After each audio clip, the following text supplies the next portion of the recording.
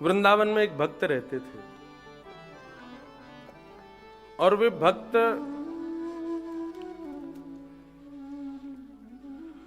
वृंदावन में किसी आचार्य से दीक्षित थे और उनके ऊपर आचार्य की इतनी कृपा थी कि वे नित्य का उनका नियम था प्रातःकाल वृंदावन की परिक्रमा करना, समस्त प्रमुख देवालयों का मंगल दर्शन करना और दर्शन करते हुए श्री यमुना जी में स्नान करना और यमुना जी स्नान करने के बाद में ब्रजरज में लेटना और जब पूरे ब्रजरज में पूरे हो जाते थे तब नेत्र बंद करके श्यामा श्याम के दिव्य लीलाओं का दर्शन करना। ये उनका नित्य का नियम था और ठाकुर जी इतनी कृपा करते थे कि जब भी वे नेत्र बंद करके यमुना स्नान करके पूरा तन को ब्रजरज में लपेट करके जब वो नेत्र बंद करके बैठते थे तो ठाकुर जी उनके स्वप्न में प्रकट होते थे और प्रकट होकर के उनको खूब सुंदर दर्शन कराते थे। एक पद है, मैं वो पद ही ढूंढ रहा हूं केवल, वो पद, उस पद का ही भाव वहां बताया गया है कि इस पद का चिंतन करते हुए वो एक दिन ठाकुर जी का दर्शन कर रहे थे। लाल जी भी हमारे खूब लीला करते हैं ना, अब बीच कथा में पद ढूंढ रहा हूं तो वो ऐसी जगह छुपा दिया होगा, मिले ही नहीं, ये ऐसे ही खिलते हैं वो, अब वैसे मिल जाएगा जैसे मेरा प्रसंग पूरा हो जाएगा तो पद तुरंत खुल जाएगा, लेकिन अभी उसको खुलना है तो अभी खुल के नहीं आएगा सामने। ऐसा कितनी बार अनुभव कितनी कथाओं में दास ने किया है। कोई एक पद उसको मैं पहले ही खोज लूंगा कि आज ये मेरे को कथा में बोलना है, लेकिन लाल जी उसको बीच कथा में ही कहीं अंतर ध्यान कर देते हैं और जैसे ही मेरा प्रसंग पूरा होगा मुझे निश्चित याद पता है वो पद खुल के आ ही जाएगा मेरे सामने।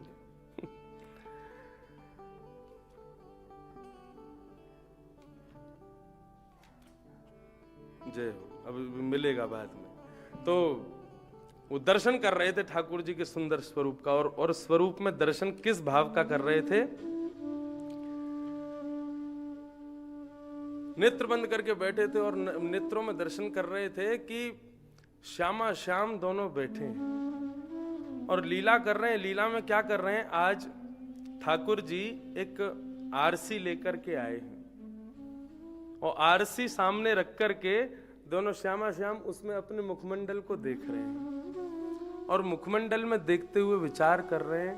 ठाकुर जी किशोरी जी से कहते हैं, तेरो मुख नीको कि मेरो मुख किशोरी राधे, हे राधा रानी तुम्हारो मुख ज्यादा सुंदर है कि मेरो मुख ज्यादा सुंदर है। तो किशोरी जी कहती हैं, आप तो ऐसे हो घनघोर अंधियारी रात, जैसे अमावस्या की रात होती है ना, डर के मारे आदमी निकलता नहीं है उसमें, आप तो ऐसे दिख रहे हो और मैं ऐसी हूं। वही अमावस्या की रात 15 दिन बाद पूर्णिमा चंद्रमा जब प्रकट होता है तो वो पूर्णिमा की रात खूब सुंदर हो जाती, मैं ऐसी हूं। सो ठाकुर जी रूठ के बैठ गए, तो हम अमावस्या की रात हैं और तुम पूर्णिमा की चंद्रमा हो? बोले और नहीं तो कहा। ठाकुर जी बोले एक बात बोलूं? बोले हाँ बोलो।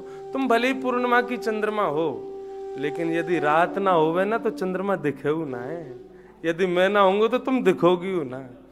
तो इस स्वरूप का वो पद में वर्णन है उसका। जब वो चिंतन करने लगे तो खूब जोर से था के मार के हंसने लगे, खूब जोर से हंसी आई उनको। लाल जी के इस मधुर भाव का दर्शन करके जैसे हंसे तो नेत्र खोले तो सामने से एक विकलांग ब्रजवासी जा रहा था। उस विकलांग ब्रजवासी ने मन में विचार किया, ये मेरे इस विकलांगता पे हंस रहा है, मेरी चाल देख करके इसको हंसी आ रही है। जैसे ये भाव उस ब्रजवासी के मन में आया तो उनके मन में तो ऐसी कोई बात नहीं थी। उन्होंने दूर से देखा कि एक विकलांग ब्रजवासी जा रहा, उसको प्रणाम करके फिर नेत्र बंद करके लीला में प्रवेश करने लगे, लेकिन लीला में प्रवेश नहीं कर पाए। खूब देर नेत्र बंद करके बैठे रहे। श्यामा श्याम आएंगे, अब लीला शुरू होगी, लेकिन श्यामा श्याम कुंज दिख रही है लेकिन श्यामा श्याम नहीं दिख रहे, कहीं अंतर ध्यान हो गए।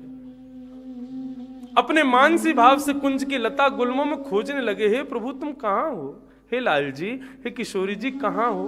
खोजते खोजते गोपिया भाव आने लगा, कुंजों से पूछने लगे, वन से पूछने लगे, तुलसी से पूछने लगे, उस आरसी से पूछने लगे, अरे आरसी तू तो अभी उन दोनों को देख रही थी ना, कहां गए मुझे बताना। जब कहीं कोई मार्ग नहीं मिला तो जिस प्रकार गोपियां राधा जी की शरण में गईं, ऐसे ही वो बाबा अपने गुरुदेव के पास गए और अपना पूरा वृत्तांत बताया। बोले आज ठाकुर जी रोज नित्य के भांति लीला में दर्शन दे रहे थे, मानसी में दर्शन दे रहे थे, लेकिन आज मानसी में पता नहीं क्या हुआ। ठाकुर जी के स्वरूप के दर्शन के बाद अब मानसी में पूरा वृंदावन प्रकट हो रहा है, सब प्रकट हो रहे हैं, लेकिन श्यामा श्याम नहीं दिख रहे। गुरुदेव ने कहा कुंज दिख रही है, निकुंज दिख रही है, यमुना जी दिख रही है, लीला स्थल दिख रहा है, आरसी दिख रही है, ठाकुर जी के बैठने का आसन, किशोरी जी के बैठने का आसन दिख रहा है, लेकिन श्यामा श्याम नहीं दिख रहे। तुमसे कहीं कोई भक्तापराध तो नहीं हुआ ना? बोले मुझे स्मरण नहीं, मैं किसी भक्त का अपराध क्यों करूंगा। बोले जब तुम श्यामा श्याम के लीला का दर्शन कर रहे थे तब तुमने नेत्र खोला तो आसपास क्या स्थिति थी? तब उन्होंने कहा, बोले एक विकलांग ब्रजवासी सामने से जा रहा था। अच्छा, और जब तुमने नेत्र खोले तब उससे पहले जोर की हंसी भी आई थी? बोले हाँ, हंसा तो था क्योंकि लाल जी की लीला ऐसी थी। ओहो, तो तुम तो हंसे लीला को देख करके, लेकिन उस ब्रजवासी ने सोचा कि तुम उसकी दुर्बलता पे हंस रहे, इसलिए ठाकुर जी अंतर ध्यान हो गए। अब जब तक वो ब्रजवासी क्षमा नहीं करेगा तब तक ठाकुर जी पुनः नहीं आएंगे। बोले क्या करूं गुरुदेव? बोले तुरंत जाओ और जाकर के समस्त ब्रज के ब्रजवासी, वृंदावन के ब्रजवासियों को आमंत्रित करके एक भंडारा करो यमुना जी पर, और सब भंडारा जब पालें, प्रेम से प्रसादी पालें, सबको प्रणाम करके क्षमा मांगो, सारे ब्रजवासियों को, एक भी चूक ना जाए। सब ब्रजवासियों को जरा न्योता किया, यमुना जी के किनारे सबको प्रणाम करने लगे, सबके चरणों में सर झुकामे, और जिससे अपराध नहीं हुआ उससे भी कह रहे हैं मुझे क्षमा कर दो, मेरे ऊपर दोनों वरद हस्त रख के कहो कि मैंने क्षमा किया। सब ब्रजवासियों के चरणों में प्रणाम करते करते करते जैसे ही गए तो वो विकलांग ब्रजवासी भी आए, उनके चरणों में प्रणाम किया, बोले मुझे क्षमा कर दो। ऐसी दीनता देख करके वे भी प्रसन्न हो गए, दोनों भुजाएं रख दी, बोले क्षमा किया। सब ब्रजवासियों को प्रणाम करके क्षमा प्रार्थी होकर के सीधे यमुना जी में डुबकी लगाई और बाहर आकर के ब्रजरज को तन पर लेट करके जैसे ही मानसी में गए, ध्यान में लगाया, जैसे ही ध्यान प्रकट हुआ तो ध्यान में निकुंज में श्री श्यामा श्याम प्रकट होकर के पुनः लीला करने लगे और फिर से उनको लीला का दर्शन होने लगा। तो भैया आपसे कोई भी अपराध हो जाए, ठाकुर जी सब क्षमा कर देंगे, लेकिन भक्तापराध ये ठाकुर जी कभी क्षमा नहीं करते। भक्तापराध ठाकुर जी वो प्रिय नहीं है लाल जी को। यदि आपसे हो गया तो ठाकुर जी आपको तत्क्षण त्याग देंगे। नमे भक्त्या प्रणश्यति, मैं अपने भक्त का पतन होने नहीं देता, और कोई भक्त का कुछ गलत अनहित चाहे तो वो भी मैं करने नहीं देता, उसका ही संग छोड़ देता हूं। जैसे भगवान कहते हैं तजिए मन हरि विमुखन को संग, ऐसे भगवान के लिए भी एक पदावली होगी कि जो भक्त विमुख है उसका संग छोड़ो। ठाकुर जी भी भक्त विमुख के संग रहते ही नहीं, जो भगवान के भक्तों से प्रीति नहीं करता ठाकुर जी उसका संग छोड़ देते हैं। ऐसी ठाकुर जी की भक्तों के प्रति प्रीति है, प्रेम भावना है। एक पद भी है, गिरधर जब अपनों करी जाने, ताको मन भक्तन की सेवा। ठाकुर जी आपको अपना बना लें, ये बात आपको पता कैसे चलेगी? बोले कि गिरधर अपनों कब बनाते हैं? बोले जब जाको मन भक्तन की सेवा, जिसका मन ठाकुर जी की सेवा में लगा रहता है, समझ लेना कि वही उसको ठाकुर जी ने अपना लिया। और जिसको ठाकुर जी के भक्तों से कोई, देखो मिल गो ना पद, मैं कहा करूं या लाला को, मेरो मुख नीको की तेरो राधे प्यारी। चलो गाते हैं, अब मिल गया है।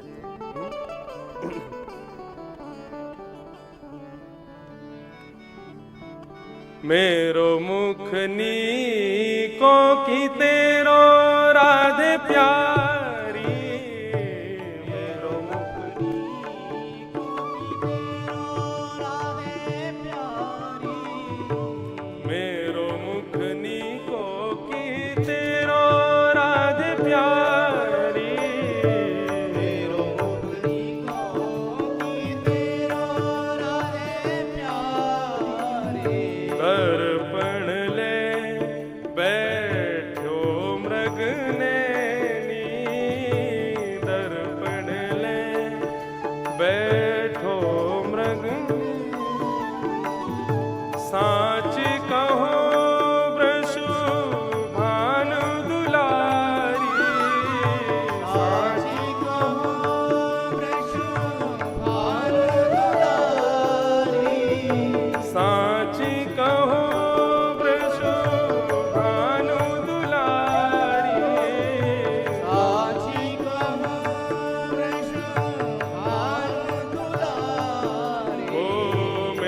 मुख नीको की तेरो राधे प्यारी, मेरो मुख नीको की तेरो राधे प्यारी, मेरो मुख नीको की तेरो राधे प्यारी, मेरो मुख नीको की तेरो राधे प्यारी। श्री राधा रमन लाल की।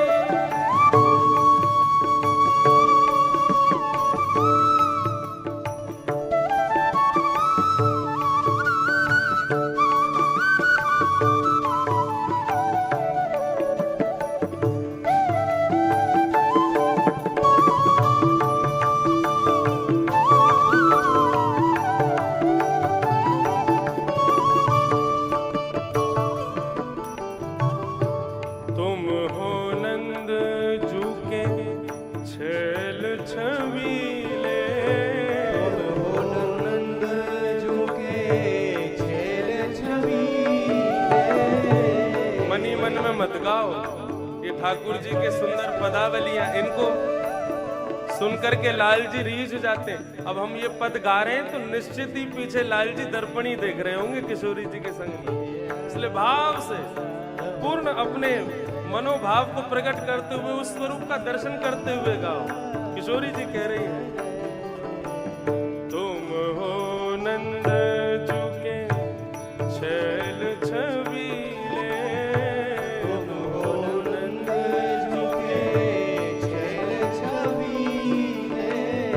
हम हैं गुजरिया दासी तुम्हारी, हम मैं गुजरिया दासी तुम्हारी, हम हैं गुजरिया दासी तुम्हारी, अब है गुजरिया दासी तुम्हारी। ओ मेरो मुख नीको की तेरो राधे प्यारी, मेरो मुख नीको की तेरो राधे प्यारी, मेरो मुख नीको की तेरो राधे प्यारी, मेरो मुख नीको की तेरो राधे प्यारी। हमसे कहो तुम ही क्यों न देखो, हमसे कहो किशोरी जी कह रही है, हमसे क्यों कह रहे हो? किशोरी जी कह रही हैं, हमसे क्या कह रहे हो कि देखो, तुम खुद ही देखो या मैं। हमसे कहो तुम ही क्यों ना देखो, हमसे कहो तुम ही क्यों ना देखो। हम गोरी तुम श्याम बिहारी, अब गोरी तुम श्याम प्यारी। ओ मेरो मुख जैसो चंद उजियारो, मेरो सो चंद्र उजियारो। हे मेरो मुख जैसो चंद उजियारो, मेरो मुख जैसो चंद्र उजियारो। तुमरो मुख जैसे रेन अंधियारी,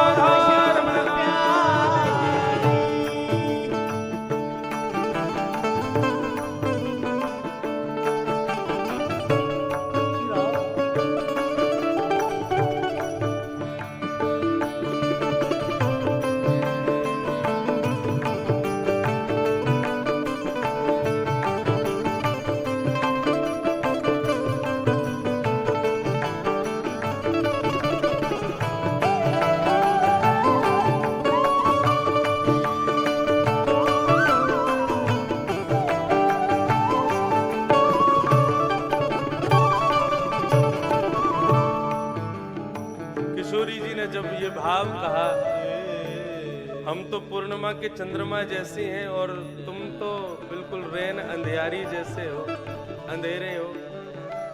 ठाकुर जी रूठ गए, मान करके बैठ गए। अब ठाकुर जी जैसे ही मान करके बैठे, रूठ करके बैठे, तो किशोरी जी मना रही हैं, और तो रूठे भले रूठे पर तुम मत रूठो, मना रूठो मत।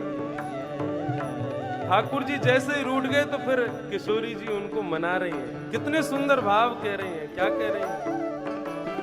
तेरो नयन में मोटो मोटो कजरा, तेरो नयन में मोटो मोटो कजरा, तेरो नयन में मोटो मोटो कजरा, तेरो नयन में मोटो मोटो कजरा, हमरे नयन में तुम बनवारी, हमरे नयन में तुम बनवारी, हमरे नयन में तुम बनवारी, हमरे नयन में तुम कन्हैया बनवारी। रूठ के बैठ गए तो किशोरी जी कह रही हैं, देखिए तुम्हारी आंखन में कैसो मोटो मोटो काजल लगो है। बोले हाँ, तो तुमने कारो तो हमें बोले ही दियो, अब हमारी आंखन में भी कालो कालो काजल लगो है। अपनी उपमा बता दो तुम्हारी आंखन में का है। किशोरी जी हाथ पकड़ के कह रही हैं, हमारे नयन में तो तुम बैठे हो, हे गिरधारी, मेरे नयन में तो तुम बैठे हो, हमरे नयन में तुम बनवारी, हमरे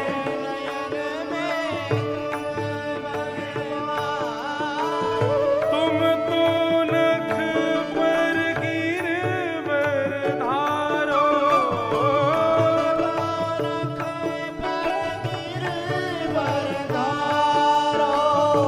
तुम तो नख पर गिरवर धारो,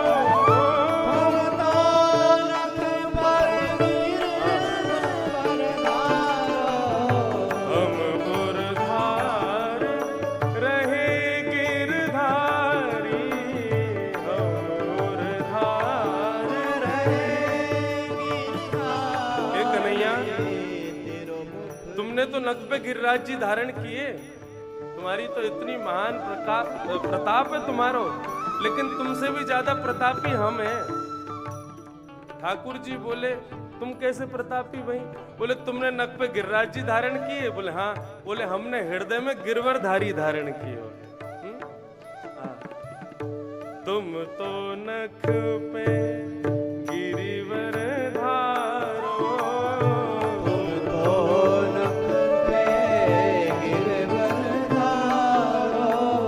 हम उरधारी रहे गिरधारी,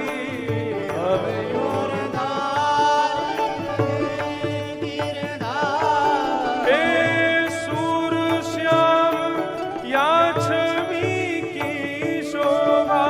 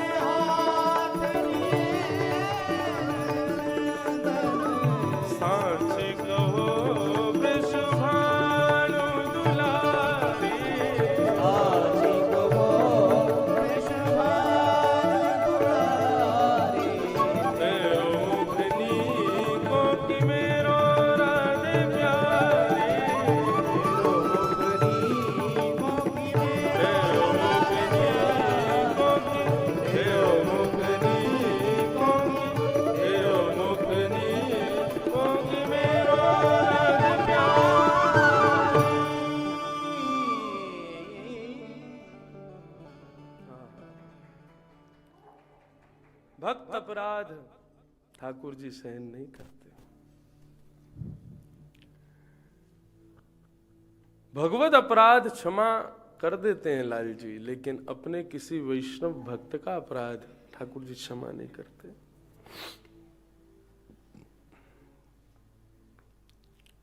और यही बात कह रहे हैं रहुगण राजा।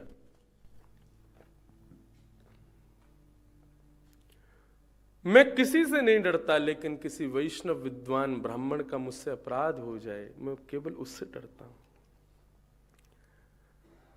आगे राजा ने एक प्रश्न किया, बोले महाराज आप कहते हैं कि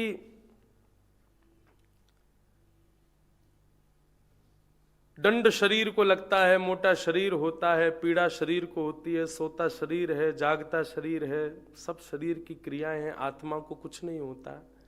मैं आपसे प्रश्न करना चाहता हूं, एक पात्र में जल है, जल के बीच में चावल है, उस पात्र को अग्नि पर रख दिया जाए तो अग्नि के तेज से पात्र गर्म होता है, पात्र की गर्मी से जल गर्म होता है, जल की गर्मी से चावल गर्म होता है, और चावल का गर्भ गर्म होके बन जाता है।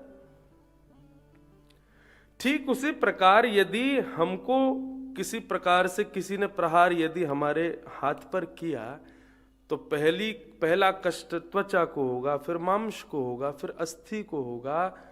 अस्थि से होता हुआ भीतर बैठी हुई क्या हमारी आत्मा को वो कष्ट नहीं होगा जो कष्ट हमारे बाहर की त्वचा को हुआ है? जिस प्रकार पात्र की गर्मी से चावल का गर्भ गर्म हो सकता है, तो ऐसे ही हमारे बाहर की किसी ताप को हमारी आत्मा क्यों सहन नहीं कर सकती? मुझे केवल इतना बताइए। रहुगण राजा के इस प्रश्न पर श्री भरत जी महाराज, जड़ भरत जी कहने लगे, अकोविदः कोविद वाद वादा वदस्यथो नाति विदाम वरिष्ठ न सूरयो हि व्यवहार में न तत्त्वावमर्षेण सहामनन्ति। राजन, तुम जो बात कह रहे हो ये संसारी बात है, और मैंने जो बात कही वो आध्यात्मिक तत्व है। ये बिना सोच सिर पैर की बात तुम क्यों कर रहे हो? संसार के भाव को आध्यात्म से क्यों जोड़ रहे हो? ये चावल का गर्म होना, पात्र का गर्म होना, जल का गर्म होना, ये संसारी भौतिक बात है। और जो मैंने बात कही कि शरीर का मोटा पतला स्थूल आदि होना, आत्मा पर उसका कोई असर नहीं होता, ये एक आध्यात्मिक बात है। तुम इन दोनों के आपस में इनका मिलन कैसे कर सकते हो? इन दोनों को कैसे जोड़ सकते हो? सूर्य के प्रकाश पड़ने पर जमीन पर जल का सा भान होता है दूर से, लेकिन समीप जाने पर पता चलता है कि वो जल नहीं होता, ऐसा अनुभव मात्र होता है केवल। वो मिथ्या है दूर से देखने में, लेकिन समीप जाकर के पता चलता है ऐसा कुछ भी नहीं है। ऐसे ही इस संसार के भौतिक वादों को तुम आध्यात्म से कैसे जोड़ रहे हो? ये आध्यात्म से नहीं जोड़े जा सकते।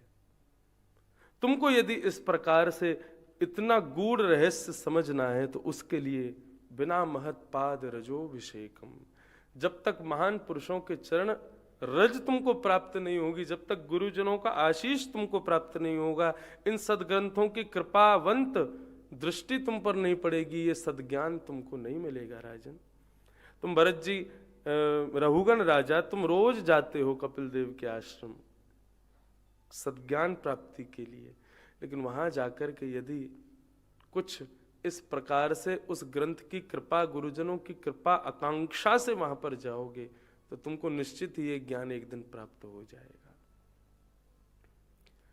रहुगण भरत संवाद हुआ। जड़ भरत जी महाराज ने रहुगण को सदज्ञान प्रदान किया। रहुगण जी ने श्री भरत जी महाराज के चरणों में प्रणाम किया।